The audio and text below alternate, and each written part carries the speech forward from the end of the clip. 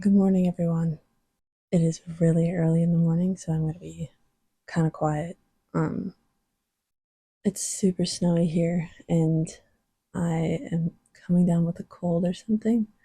So, I decided to do another story behind episode talking about photos that I've taken and then tell you the story behind them. So, I'm going to do a couple photos from winter and then a couple photos from summer. And the first one is this one. It is a photo of, oh my gosh, what is the name of it? Pause. 1 second. It is up in Beehive Basin by Big Sky, Montana. And I've heard really great things about it. And so I finally decided one afternoon to drive up there and do the shore hike. It's not terribly long. The hike is around 7.5 miles and give or take a little bit. And it was truly beautiful and not that difficult of a hike, which was really nice. Um, what kind of was disappointing about it was on this hike, well, on the drive up there, you're driving past these absolute monsters of houses, like huge mansions, super nice, and it's just kind of like it just kind of rubs you the wrong way a little bit. Because it's such a beautiful area, and sure, like it'd be super sweet to live there, but those homes cost millions of dollars, and it's just so inaccessible for the average person to live up there. And so get to the trailhead, and on the hike, even you're seeing these large homes when you're supposed to be out in nature enjoying the beautiful scenery. And then there's just like a mega mansion that kind of sticks out.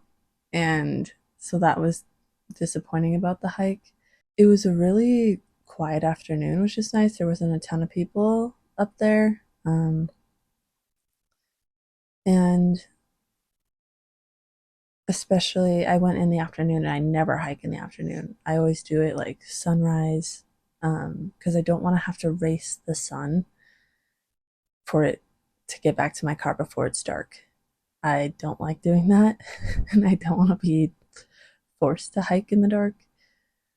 Um, so that was a little stressful in that way, but I made it back with plenty of time. And it was really cool to see the landscape at sunset as opposed to sunrise, because that's really the only time I see it is sunrise and midday, never at sunset. So it was really cool to see the different lighting on it, even.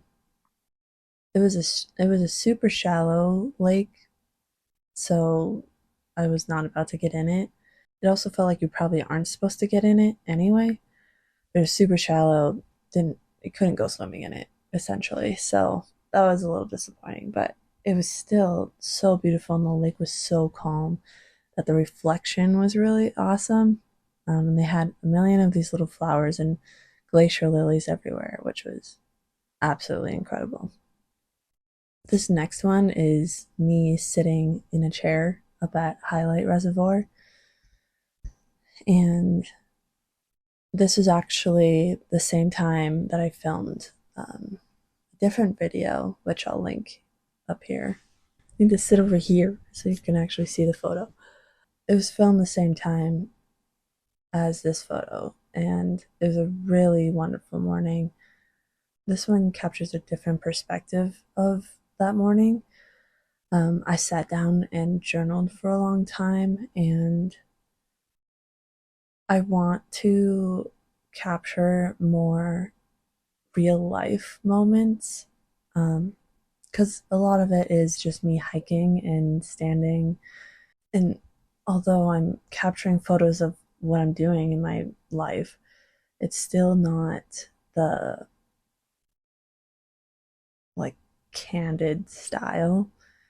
And I think that's way more interesting when you're not trying to like look a certain way for the camera or make it super pretty, which is fun and I'm still gonna do, but it is really nice to have the like you can see what I'm doing, and there's multiple elements in the photo. It's a lot more interesting. There's the journal, and you first notice me setting down coffee, and there's my backpack right there. So there's a lot going on in it, which I actually really like, and it just makes for a way more interesting photo, in my opinion, than me standing in a pretty area that I hike to. Um, and it's hard to capture those moments because I just take photos of myself. And so I do like a remote, and it's just a lot more difficult than if you were just to go about your day and then someone took a photo of you. You kind of have to plan it a little bit, set up your camera and tripod and connect to the camera so you can actually trigger the remote. Yeah, there's actually a lot that goes into it. And I enjoy everything about it. I think it's really fun. It's just kind of hard because I'm not gonna go out and do that in public necessarily. Like, I'm not gonna go out in town at my favorite coffee shop and take a photo of myself.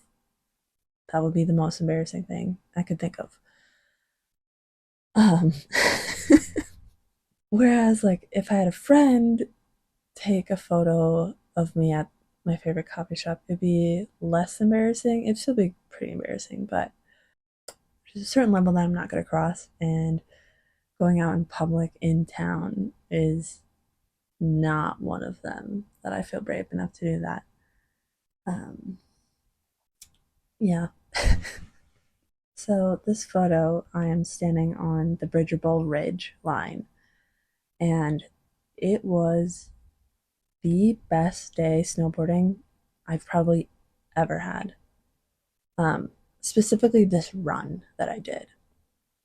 It had snowed like feet, and it was so steep there, but it didn't matter because there's so much snow that like you could do anything. And my friend Sierra was visiting town, and I didn't really want to deal with the crowds. I was like, oh, it's going to be really hard to get up there, and it's going to be icy. I don't think I really want to go, but I decided to go, and I'm so thankful that I did because this run was truly incredible. We did a few runs lower down so that we could lap them a little bit because in order to get to the ridge where we wanted to go, we had to go to a lift that had a huge wait line.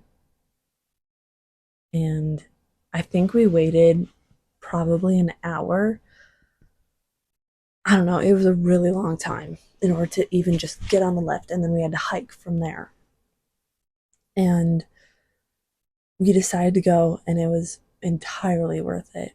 Um, and we just took turns going down a section and then scoping, making sure that we're not going to accidentally go off a cliff or something, and made it down perfectly fine. And it was so good. I like, I'm so happy that I went and that I got to share it with friends, which was really cool. Yeah, I love this so much. It was so much fun. And every time I see the photos, it just brings back the memories of that day and how much fun I had with friends. And we got pizza afterwards, and it was so good. And yeah, it was one of the best days. I did hit a tree that day, like full on bodied a tree. But besides that, it was an awesome day. So, this last one is actually going to be two photos. Well, I'll share one and then I'll share the other because they're connected. Um, it's this little wintry shack that is so frosty because it's so windy up there. And this is actually the Waffle Shack at the Jackson Hole Ski Resort. It is so small and so old and so cute. It is like such a vibe inside. It's just a quaint little cabin um, that is absolutely bustling. There's so many people in and out of there. One, because of the restroom, and two, because there's these waffles. I'll show you a photo um, that were up there. And last time I went to Jackson, I didn't get one because I didn't know about it. And so then this past year, when I visited, I went up there, and thankfully I found a spot, which was hard to do because it is so small. But I sat with these two older couples that were probably in their 60s, I think, 60s or 70s, and they had rode the tram up there, and they couldn't believe that I was going to snowboard down this mountain. They went up there just to experience it, which is fine. Um, it is a lot of money to ride up there, so it's kind of wild that they did that. But yeah, they absolutely could not fathom going down this mountain on skis or a snowboard. And it had snowed a bunch while I was there. So, um, yeah, it was just really funny how impressed they were by it. And they were really nice and just excited to be there. And so I didn't mind sharing a table with them at all. Um, but I thought it was so, it looked really cool how the snow had frosted on to the cabin because it is pretty brutal up there. The wind is very unforgiving, and it like whips the snow in your face and it hurts. But that waffle was really good. I feel like if I had that same waffle just right now, casually in town, um, I might not say it was as good, but because it was up in the specific building on top of a mountain on a ski trip, it was awesome. It was a great experience, and I highly recommend trying it at least once if you have the opportunity. I wouldn't go out of my way more than once to get one because they are expensive, and it is just a waffle at the end of the day. But it was well worth the experience, and it tasted good. So that's the story behind a few more of my photos. Um, a lot of these photos, I do have videos associated with them. And if you're on top of my channel, then you kind of know a little bit more than what I've shared in this video. So you can always go back and watch those. Um, yeah, I love capturing moments in my life and seeing what I was up to and the views that I saw because I do I do love going on adventures and not really bringing out my camera that much, or just snapping a couple photos but not videoing. But my memory is awful. Like, I'll remember that it was a really cool hike and it was really pretty, but I could not tell you or picture it in my mind of what it looked like. So it's really awesome for me to have these to look back on. There's a lot of photos that I don't even post on the internet because I feel like it would be annoying and overwhelming. um, because it's fun. I like capturing photos and documenting my life in that way. I do briefly want to point out that I added some more stuff to my wall back here. This little shelf, this corner shelf, my grandpa made. And then this is a spoon collection that my grandma had. And um, they still have some spoons at their place, but these are the ones that weren't being displayed currently. I love it. It is such a grandma thing to have, and I needed to get a display for it. And I went to one thrift store, and it was within the first 5 minutes that I found it. Pretty great. Same with this clock. I don't know if I had that. My grandpa made that as well. Anyway, um, I'm probably going to rest most of today, and I'm currently working on a video from last season, actually, from my Grand Targhee and Jackson Hole trip. And it is taking me a while to go through all of the Insta360 footage and edit all that together because I want it to look cool. And I'm probably going to split it into two parts because it is looking like it's going to be a long video. And I'm only done the first 2 days, and it was a 5 day trip. So, look out for that. It'll probably be posted in the next few weeks, I hope. We'll see. Um, I hope you enjoyed hearing the stories behind some of my photos. Like it if you liked it, subscribe if you want to, and I'll see you in the next one. Bye.